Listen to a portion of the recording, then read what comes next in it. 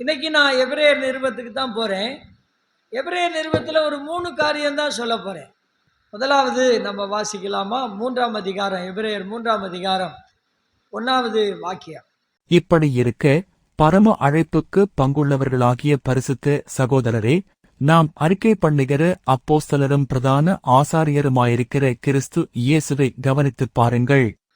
இப்போ நம்ம பரிசுத்த சகோதரரேன்னு சொன்னால் சகோதரிகளுக்கு அதில் பங்கு இல்லாமல் இல்லை. சகோதரர்களுக்குள்ளே யார் இருக்கிறா? சகோதரிகளும் இருக்கிறாங்க. அதனால் சகோதரர்கள் எல்லாரும் சேர்ந்தது தான் அந்த வார்த்தையினுடைய பொருள். இப்படி இருக்க அப்படின்னு சொல்கிறார். இப்படி இருக்க என்ன? இப்படி இருக்க, இப்படி இருக்கன்னு சொன்னால் 1ஆம் அதிகாரத்தில் வாசித்த நிறைய விஷயம் இருக்குது.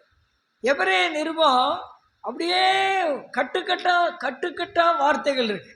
எப்படி அப்பத்தை பிட்டு சாப்பிட்டோமோ அதுபோல் நம்மளும் என்ன பண்ணலாம்னா இந்த வேத புத்தகத்தில் பிட்டு சாப்பிடலாம். பிரியமானவர்களே, வேதம் நமக்கு என்ன கற்றுக் கொடுக்குது அதன்படி நம்ம போகணும். இப்படி இருக்க சகோதரரே அப்படின்னா மேலே நிறைய விஷயங்களை சொல்லி கடைசியில் அங்கே வரும்போது, ஆதலால் அவர்தாமே சோதிக்கப்பட்டதினாலே அவர் சோதிக்கப்படுகிறவர்களுக்கு உதவி செய்ய யாராயிருக்கிறார்? ஆமாம், இங்கே ஒவ்வொரு அதிகாரத்திலும் இவங்களுக்கும் ஆசாரியர்களுக்கும் இயேசு கிறிஸ்துவுக்கும், மோசேக்கும் இயேசு கிறிஸ்துவுக்கும், மெல்கிசேதேக்கும் இயேசு கிறிஸ்துவுக்கும், தேவதூதர்களுக்கும் இயேசு கிறிஸ்துவுக்கும், இப்படியே இந்த அதிகாரம் முழுசும், இந்த எபிரேய நிருபம் முழுசும் வேறுபடுத்தி ஒப்பிட்டு சொல்லப்படுறத நம்ம பார்க்க முடியும். இந்த புஸ்தகத்தை எழுதுனது யாருன்னு தெரியல அப்படின்னு எல்லாரும் சொல்கிறாங்க. ஆனால் கடைசி பகுதியில் பார்த்தீங்கன்னா அதை எழுதுனது ஏறத்தாழ யார் மாதிரி இருக்குது? அப்போஸ்தலனாகிய பவுல் மாதிரி இருக்குது. அவர் தான் நான் ஆணித்தரமாக சொல்லலை. அங்கே கடைசி பகுதியில் சொல்லியிருக்கிற வார்த்தைகளை வச்சு அப்படி நம்ம அதை ஒப்பிட முடியும். இந்த எபிரேய எழுத்தாளன் இந்த 3 முக்கியமான காரியத்தை இவ்வளவு பெரிய விஷயங்களை சொல்லும்போது அதை சொல்கிறார். அதான் நம்ம தெரிஞ்சுக்கணும். வாசித்த வசனத்தை கவனிப்போமா? மறுபடியும், பரம அழைப்புக்கு பங்குள்ளவர்கள் ஆகிய பரிசுத்த சகோதரரே, நாம் அறிக்கை பண்ணுகிற அப்போஸ்தலரும் பிரதான ஆசாரியரும். இயேசு கிறிஸ்து அப்போஸ்தலரா ஆசாரியரா? அது யோசிக்க கூடாது. சில ஆட்களை பார்த்து, ஏமா ரட்சிக்கப்பட்டிருக்கீங்களா? ஆமையா. அம்மா உண்மையிலே ரட்சிக்கப்பட்டிருக்கீங்களா அப்படின்னா அந்த அம்மா யோசிச்சிருவாங்க. யோசிச்சுரா, ஏதோ நம்ம ரட்சிக்கப்பட்டதில் சந்தேகம் இருக்கு போல. நம்ம வாழ்க்கையில் இயேசு கிறிஸ்து யாருன்னு தெரிஞ்சுக்கிறது உண்மைதான். அவர் அப்போஸ்தலர் தான், அவர் ஆசாரியர் தான், அவர் நம்ம சகோதரர் தான், அவர் இந்த சபைக்கு தலைவர் தான். வேதத்தில் அதெல்லாம் இருக்கு. அவர் தான் பலிபீடம் அவர் தான். இந்த பலிபீடத்தில் பலி செலுத்தின பலி யார் தான்? அவர் தான். அந்த பலி செலுத்தின ஆசாரியன் யார் தான்? அவர் தான். அந்த ஆட்டுக்குட்டி யார் தான்? அவர் தான். எல்லாமே யார் தான்?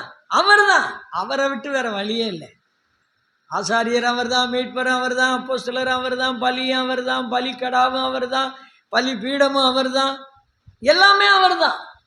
அவ்வளவு விஷயங்கள் இந்த திருமறையில் நமக்கு ஆவியானவர் எழுதி வச்சிருக்கிறார். கர்த்தருடைய பரிசுத்த நாமத்துக்கு ஸ்தோத்திரம். ஆவியானவருக்கு நம்ம மனசுல தாராளமா இடம் கொடுத்தணும். அவர் அறிக்கை பண்ணுகிற அப்போஸ்தலர், அவர் பிரதான ஆசாரியர். அவர் பிரதான ஆசாரியர்னா இந்த சபைக்கு ஆசாரியர் யாரு? இந்த சபைக்கு ஆசாரியர் யாரு? நாம தான். ஆனா மகா பிரதான ஆசாரியார் யாரு? அவரு தான். அவருக்கு அடுத்த ஒரு ஆசாரியர் வச்சிருக்காரு, ஊழியக்காரரு. அவருக்கு அடுத்த ஆசாரியர் நம்ம எல்லாரும். ஒரு மேய்ப்பன் அவரு, அந்த மேய்ப்பனுக்கு கீழே உடன் மேய்ப்பன் ஒருத்தரை வச்சிருக்காரு. அதுக்கப்புறம் யாரெல்லாம் சபையை மேய்க்கிறதுக்கு தகுதி உள்ளவங்களோ அவங்க எல்லாரும் மேய்ப்பர்கள். இப்போ நம்ம எல்லாத்தையும் எப்பவுமே கவனிச்சுக்கணும். தேவனுடைய கிருபை ரொம்ப முக்கியமானது.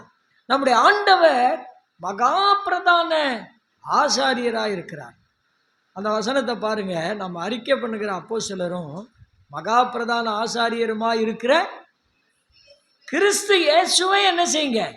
கவனித்து பாருங்க. இயேசுவை கவனிச்சு பாருங்கன்னு சொல்லலை. இயேசுவை கவனிச்சு பாருங்க. அப்படி சொல்லல. யாரை கவனிச்சு பாருங்க? கிறிஸ்து இயேசுவை கவனிச்சு பாருங்க. ஏங்க அப்படி சொன்னாரு? அதுலதான் விஷயம் இருக்கு. பிரியமானவர்களே, நம்ம நம்புற ஆண்டவர், நம்ம ஆராதிக்கிற ஆண்டவர், அவர் கிறிஸ்து இயேசுவா இருக்கிறாரு அல்லது இயேசு கிறிஸ்துவா இருக்கிறார். அதை தெரிஞ்சுக்கணும். இந்த டிவியில எல்லாம் நிறைய பேர் ஜெபம் பண்றாங்க இல்லையா? அவங்க ஜெபம் பண்ணும்போது பாருங்க, நல்லா பேசிக்கிட்டு இருப்பாங்க, நல்லா பிரசங்கம் கொடுத்துட்டு இருப்பாங்க. கடைசியில முடிக்கும் போது என்ன சொல்லுவாங்க? இயேசு நாமத்தில் ஆமென், இயேசு நாமத்தில் ஆமென். பாருங்க, நம்ம எல்லாருக்குமே ஆண்டவருக்கு மதிப்பு மரியாதை கொடுக்க தெரிஞ்சிருக்கணும். எங்க ஊர்ல ஒரு பிள்ளை இருக்கு, 2.5 வயசு. நான் போன உடனே அந்த பிள்ளை ஓடியாந்து, மச்சி பிரதர் வந்திருக்காரு, பிரதர். யாரு வந்திருக்காரு? நான் அதுக்கு பிரதரா? அது பாருங்க, எல்லாரும் பிரதர்னு கூப்பிடுறதுனால என்ன சொல்றாங்க? பிரதர். இப்பெல்லாம் என்ன யாரும் பிரதர்னு கூப்பிட மாட்டாங்க. அந்த பகுதியில் அதிகாரிகள் கூட ஐயான்னு தான் கூப்பிடுவாங்க. அந்த மாதிரி ஒரு சூழ்நிலை வந்துருச்சு. கொஞ்ச காலத்துக்கு முன்னாடி டாடின்னு கூப்பிடுவாங்க, என் மனைவியை மம்மின்னு கூப்பிடுவாங்க. என் மனைவி போனதுக்கப்புறம் இப்போ என்னை டாடின்னு கூப்பிடுறதில்ல, ஐயான்னு கூப்பிடுறாங்க. அந்த மாதிரி ஒவ்வொருவருக்கும் ஒரு ரேங்க் இருக்கு. அன்னைக்கு சின்ன பையனாக இருந்தேன் பாருங்க, அவன் தான் நான். இன்னைக்கு நான் பெரிய ஆளாக வந்திருக்கிறேன், அதனால இப்படி கூப்பிடுறாங்க. ஆனால் அவன் தான் நானுன்றதை நான் மறந்துடக்கூடாது. ஆண்டவர் சொல்றாரு, நம்ம அறிக்கை பண்ணுகிற அப்போஸ்தலரும் பிரதான ஆசாரியர். இயேசுன்னா என்ன அர்த்தம் நமக்கு தெரியும். சகோதரிகள் சொல்லுங்க, இயேசுன்னா என்ன அர்த்தம்? ஜனங்களின் பாவங்களை நீக்கி ரட்சிக்கிறவர். கிறிஸ்துனா என்ன அர்த்தம்? நம்ம பிரதர்கள் சொல்லுவாங்க, சொல்லுங்க. அபிஷேகம் பண்ணப்பட்டவர். பார்த்தீங்களா? 1 யோவான் 5ஆம் அதிகாரம் 1ஆம் வாக்கியத்தை பாருங்களேன். இயேசுவானவரே கிறிஸ்து என்று விசுவாசிக்கிற எவனும் தேவனால் பிறந்தவன். கர்த்தருக்கு ஸ்தோத்திரம். ஆண்டவரால பிறந்தவன் இயேசுவே இயேசுவேன்னு சொல்ல மாட்டான். ஆண்டவரால பிறக்கப்பட்டவன், பிறந்தவராகிய பிறப்பித்தவராகிய இயேசு கிறிஸ்துவை இயேசுவேன்னு சொல்ல மாட்டான். ஞானஸ்நானம் கொடுக்கும்போது அந்த பிலிப்பு கேட்கிறார், இயேசு கிறிஸ்துவை நீ முழு இருதயத்தோட விசுவாசிக்கிறியா அப்படின்னு. உடனே அந்த மந்திரி என்ன சொன்னா தெரியுமா?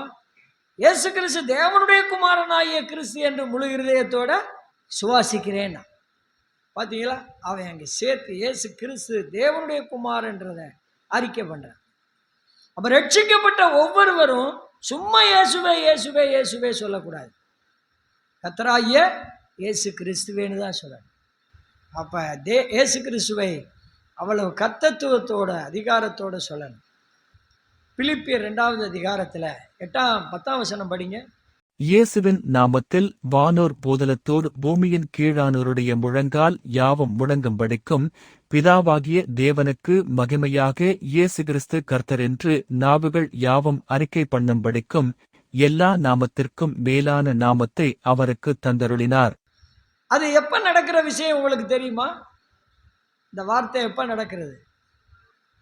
இயேசு கிறிஸ்து வரும்போது, இந்த மற்ற ஜனங்கள் எல்லாம் உயிர்த்தெழுந்திருக்கும் போது, அவங்க இன்னைக்கு இயேசு வேண்டாம் வேண்டாம் வேண்டான்னு சொல்ற எல்லாரும் அன்னைக்கு இயேசு கிறிஸ்துவாகிய ராஜாவிடத்துல வந்து, இன்னைக்கு மடங்கவே மாட்டேன் முழங்காலன்னு சொல்றவங்க அன்னைக்கு முழங்கால மடக்கி இயேசுவே கிறிஸ்து என்று சொல்லி என்ன செய்வாங்க? அறிக்கை பண்ணுவாங்க. அறிக்கை பண்ணிட்டு எங்க போயிடுவாங்க? நரகத்துக்கு போயிடுவாங்க. இன்னைக்கு அறிக்கை பண்றவங்க நித்திய ராஜ்யத்துல சேருவாங்க, அன்னைக்கு அறிக்கை பண்றவங்க நரகத்துல தள்ளப்படுவாங்க. வேதத்தினுடைய ரகசியங்கள் இதுல தான் இருக்கு. பிரியமானவர்களே, நம்ம வாழ்க்கையில் அதை தெரிஞ்சுக்கணும். ஒரு முத்தை கடல்ல இருந்து எடுத்துட்டு வர்றோம், முத்தை எடுத்து வச்சுக்கிடுவோம், சிப்பியை தூக்கி போட்டுருவோம். ஐயோ என்னங்க முத்து இருந்த சிப்பிங்க அது அப்படின்னு தூக்கி பீரோக்குள்ள வச்சு என்ன செய்ய மாட்டான்? பூட்ட மாட்டான். அது பாட்டில் தூக்கி போட்டு போயிடுவான். அதுபோல நமக்கு அந்த முத்தை வெளிப்படுத்திட்டார். அவர் தான் கர்த்தராகிய இயேசு கிறிஸ்து. அவர் தான் நம்ம அறிக்கை பண்ணுகிற அப்போஸ்தலர். அவர் தான் நாம் விசுவாசித்து ஏற்றுக்கொள்ளுகிற, நமக்கு பலி செலுத்திய பிரதான ஆசாரியர். அதனாலதான் பேதுரு 1 பேதுரு 2:9 படிக்கிறோம், அந்தகாரத்தின் ஆச்சரியமான ஒளியினிடத்துக்கு வரவழைத்தவருடைய புண்ணியங்களை அறிவிக்கும்படி தெரிந்து கொள்ளப்பட்ட சந்ததியாயி ராஜரீகமான ஆசாரிய கூட்டமாயும் பரிசுத்த ஜாதியாயும் அவருக்கு சொந்தமான ஜனமாயும் இருக்கிறீர்கள் என்று 2:9 சொல்லுது. வெளிப்படுத்தல் 1:6 அப்படித்தான் படிக்கிறோம். நம்மிடத்தில் அன்பு கூர்ந்த நம்முடைய பாவங்களற நம்மை கழுவி நம்முடைய பிதாவாகிய தேவனுக்கு முன்பாக நம்மை யாராக்கினார்? ராஜாக்களும் ஆசாரியரும் ஆக்கினார். அவருக்கே கனமும் வல்லமையும் மகிமையும் என்றென்றைக்கும் உண்டாயிருக்கிறார். நமக்கு எவ்வளவு பெரிய மகத்துவத்தை கொடுத்திருக்கிறார் அந்த மகா பிரதான ஆசாரியர். நாமும் அந்த ஆசாரிய கூட்டத்திலே இருக்கிறோம். அதை மறந்துடக்கூடாது. அதுக்கு மகிமைக்கு பாத்திரமா நம்ம இருக்கணும். நம்மளை பார்க்கும் பொழுது அந்த விதமான ஒரு சாட்சி வெளிப்படணும். நம்ம சர்ச்சில் தேவதூதன் மாதிரி இருக்கிறோம், வீட்டில் வீரப்ப மாதிரி இருக்கக்கூடாது. அந்த ஒரு நாள் அந்த சபையில் ஊழியம் நடந்துக்கிட்டு இருக்கு, ஆராதனை. அன்னைக்கு பாஸ்டரே செய்தி கொடுக்குறாரு, அந்த சர்ச்சு பாஸ்டரே. நிறைய பேர் நம்ம மாதிரி சின்ன சபையில் பெரிய சபை. அவர் பிரசங்கம் முடிக்க போகிற நேரம் வந்துருச்சு. முன்னாடி உட்கார்ந்துருக்கிற பாஸ்டர் அம்மா எந்திரிச்சு ஓடுறாங்க. எல்லாரும் பாஸ்டர் அம்மாவை பார்க்குறாங்க, என்ன இப்படி ஓடுறாங்கன்னு சொல்லி. அம்மா வேகமாக வீட்டுக்கு ஓடி போய் பாயும் தலையணையை எடுத்துக்கிட்டு சர்ச்சுக்கு வந்துருச்சு. கூட்டம் முடியவே, என்ன சிஸ்டர் இப்படி போய் பாய் தலையணை தூக்கிட்டு வரீங்க? எங்கள் பாஸ்டர் இருக்கார்ல, சர்ச்சில் தேவதூதன் மாதிரி பிரசங்கம் பண்ணுறாரு, வீட்டில் வீரப்ப மாதிரியே இருக்கார். அதனால அவர் இங்கே இருக்கட்டும் சிஸ்டர், இங்கே இருக்கட்டும், வீட்டுக்கே வர வேண்டாம். கவனிங்க, இங்கே எப்படி நம்ம அமைதியா சந்தோஷமா புன்னகையா கர்த்தரை மகிமைப்படுத்தணுமோ அதுபோல அங்கே இருக்கு. பிரியமானவர்களே, நம்முடைய வாழ்க்கையை செட் பண்ணிட்டு தான் ஆகணும். நான் ரொம்ப கோவப்படாத ஆளு. எல்லாரும் எங்கள் சபையில் வந்து சொல்லுவாங்க, எப்படியா இதெல்லாம் கட்டி இழுத்துட்டு போறீங்க, நீங்கள் பாட்டில் அமைதியாக என்ன நடந்தாலும் பேசாமல் இருக்கிறீங்க அப்படின்னு சொல்லுவாங்க. நான் பாட்டில் அமைதியாக இருப்பேன். யார் என்ன பேசிட்டாலும் என்ன நடந்தாலும் அசால்ட்டாக தான் கொஞ்சம் இருப்பேன். ஒரு நாள் பிரசங்கத்தில் ஒரு வார்த்தை சொல்லிட்டேன். பிரியமானவர்களே, உங்களுக்கு யாராவது கோபம் வந்தால் கண்ணாடிக்கு முன்னாடி போங்க அப்படின்னு சொல்லிட்டேன். எதிர்பாராமல் எனக்கு ஒரு நாள் கோபம் வந்துருச்சு. எங்கள் பிள்ளைங்க போய் கண்ணாடி எடுத்துட்டு, டாடி கண்ணாடி. அப்போ தான் நான் நினச்சேன், சரி நம்ம பிள்ளைகளுக்கிட்டையும் கோவப்படக்கூடாது அப்படின்றது புரிஞ்சிச்சு. பிரியமானவர்களே, நம்ம ஒரு ஆசாரிய தன்மையில் உள்ளவங்க. ஒரு ஆசாரியன் எப்படி இருக்கணும், ஒரு ஆசாரியன் எப்படி ஆத்துமாக்களை ஆதரிக்கணும், நேசிக்கணும், கொண்டு வரணும். அதனால தான் அந்த எபிரேய நிருபத்தில் என்ன சொல்றார் பாருங்க, மறுபடியும் கவனிங்க. நம்ம அறிக்கை பண்ணுகிற அப்போஸ்தலரும் பிரதான ஆசாரியருமாயிருக்கிற கிறிஸ்து இயேசுவை கவனித்து பாருங்கள். கர்த்தருக்கு ஸ்தோத்திரம். இயேசு கிறிஸ்துவை கவனித்து பார்த்த யாரும் வெட்கப்பட மாட்டாங்க. இயேசு கிறிஸ்துவை கவனித்து பார்த்த யாரும் நம் விசுவாச வாழ்க்கையில முன்வைத்த காலம் பின்வைக்க மாட்டாங்க. எந்த இடமானாலும், எந்த ஊரானாலும், எந்த நிலையானாலும் தேவனால முடியாத காரியம் ஒண்ணுமே இல்லை. பாருங்க, நமக்கு ஆண்டவர் கொடுத்திருக்கிற கிருபைகளை நம்ம சரியா பயன்படுத்தி, அதுக்காகத்தான் அவரை கவனித்து பாருங்கள். யாரை கவனித்து பாருங்கள்? நம்ம அறிக்கை பண்ணுகிற அப்போஸ்தலரும் பிரதான ஆசாரியருமாயிருக்கிற கிறிஸ்து இயேசுவை கவனித்து பாருங்கள். ஒண்ணுதான் சொல்லியிருக்கேன். 2வது அப்போஸ்தலர் எபிரேயர் 10:24. மேலும் அன்புக்கும் நற்கிரியைகளுக்கும் நாம் ஏவப்படும்படி. நம்ம எல்லாம் என்ன சொல்லுவோம் தெரியுமா? மனுஷனை பார்க்காதையா நீ வாயா, மனுஷனை பார்க்காதையா. இங்க என்ன பார்க்க சொல்லுது? படிங்க படிங்க சீக்கிரமா. ஒருவரை ஒருவர் என்ன செய்யுங்க, கவனிச்சு பாருங்க. எது கவனிச்சு பாருங்க? அன்புக்கும். எங்க சபையில் அந்த சரியா ஜெபம் பண்ணவே தெரியாத ஒரு சிஸ்டர் வருவாங்க பாருங்க. அவங்க அன்பை போய் பார்த்தா அன்புக்கு அளவே இல்லை. அப்பெல்லாம் அன்புள்ளவங்களா இருக்கிறாங்க. அந்த அன்பை பார்க்கும்போது மற்ற சகோதரிகளுக்கும் என்ன செய்யணும்? இவங்களை விட மேலே நம்ம அன்புள்ளவங்களா இருக்கணும். அப்புறம் பாருங்க, நற்கிரியைகள். என்ன கிரியைகள்? நற்கிரியைகள், நல்ல செயல்கள், அறச்செயல்கள். ஆர்சி பைபிளில் போட்டிருக்கு அறச்செயல்கள்னு. நீதி செயல்கள் நம்ம செய்யணும். ஏழைக்கு இறங்குறவன் கர்த்தருக்கு கடன் கொடுக்கிறான். நம்ம ஏழை மக்களுக்கு இறங்கி உதவி செய்யணும். அதான் நற்கிரியைகள். அந்த பிரதர் நற்கிரியை செய்யறத பார்த்தா இந்த பிரதரே என்ன செய்யணும்? நற்கிரியை செய்யணும். அப்ப இதுக்கு ஒருத்தருக்கு ஒருத்தர் என்ன செய்யணும்? ஏவப்படம். ஏவப்படம். நான் அவரை பார்த்து தாங்க படிச்சுக்கிட்டேன், நான் அந்த சிஸ்டரை பார்த்து தாங்க படிச்சுக்கிட்டேன், நான் அந்த தம்பியை பார்த்து தாங்க படிச்சுக்கிட்டேன் அப்படின்னு சொல்லணும். அப்படின்னு சொல்ற அளவுக்கு என்ன செய்யணும்? ஏவப்படணும். அதுதான் நமக்கு அவசியமான தேவை. அதனால தான் சொல்றாரு, ஒருவரை ஒருவர் என்ன செய்யுங்க. அவர் எவ்வளவு நேரம் ஜெபம் பண்றாரு பாருங்க, அவர் எவ்வளவு நேரம் எப்படி பயபக்தியா இருக்கார் பாருங்க, அவர் எவ்வளவு நேரம் பைபிள் ரீடிங் பாருங்க, அவருடைய அவர் அவர் பைபிளை படிக்கும்போது எவ்வளவு படிச்சுக்கிட்டே இருக்கார் பாருங்க. அது போல நானும் படிக்கணும், அது போல நானும் கொடுக்கணும், அது போல நானும் வச்சுக்கணும், அது போல நானும் ஜெபிக்கணும், அது போல நானும் எல்லாம் பார்க்கணும் செய்யணும். நான் மலேசியா போயிருக்கும்போது ஒரு ஞாயிற்றுக்கிழமை நான் தமிழ் சபைக்கு போகல, சைனீஸ் சபைக்கு போயிட்டேன். சைனீஸ் சபையில் போய் பேசுகிற அளவுக்கு எனக்கு அவ்வளவு ஞானம் இல்லை. அப்போ அங்கே நான் போயிருக்கும்போது அந்த தியானம் எடுத்துட்டு அப்பம் விற்கும்போது ஒரு வாலிப பையன், சின்ன பையனாக இருந்தார், அவர் அப்பம் எடுத்து கொடுத்தார். இப்போ நான் கேட்டேன் அவங்கள, ஏன் இவ்வளோ பெரிய பெரிய பெரிய களவாடிகள்லாம் இருக்கிறீங்க, இந்த சின்ன பையன் எடுத்து கொடுக்குறானே, ஒரு பயபக்தியாக இருக்க வேண்டாமா? பிரதர், நீங்கள் அப்படி நினைக்காதீங்க, இந்த களவாடி கொலவாடி எல்லாரை விட ரொம்ப ஆவிக்குரிய பையன்தான் அவர். அவருடைய பிரிச்சுகளை நாங்கள் ரொம்ப எல்லாருமே பாராட்டுறோம். அதனால் நாங்களே பார்த்து சொல்லிட்டோம், தம்பி நீயே இந்த பொறுப்பை பார்த்துக்க அப்படின்ட்டோம். அந்த அளவுக்கு ஒரு வாலிபன் என்ன ஆயிட்டான்? ஆவிக்குரிய நாலேஜில் வந்துட்டு அவனை கவனித்து பார்க்கும்போது நமக்கும் அப்படி ஆகணுன்ற எண்ணம் வருது. அதுதான் நம்முடைய முக்கிய நோக்கம். நம்ம சொல்லாமலே நம்ம மற்றவங்களை திருந்த வைக்கலாம். அதான் பெரிய ஆச்சரியமான காரியம். அதனால பிரியமானவர்களே, நீங்க ஒருவரை ஒருவர் என்ன செய்யுங்க. அவங்க எப்படி உபசரிக்கிறாங்க, நீங்க எப்படி உபசரிக்கிறீங்க, அவங்க எப்படி பராமரிக்கிறாங்க, நீங்க எப்படி பராமரிக்கிறீங்க, இதெல்லாம் நம்ம ஒருவரை ஒருவர் கவனிச்சு பார்க்கணும்.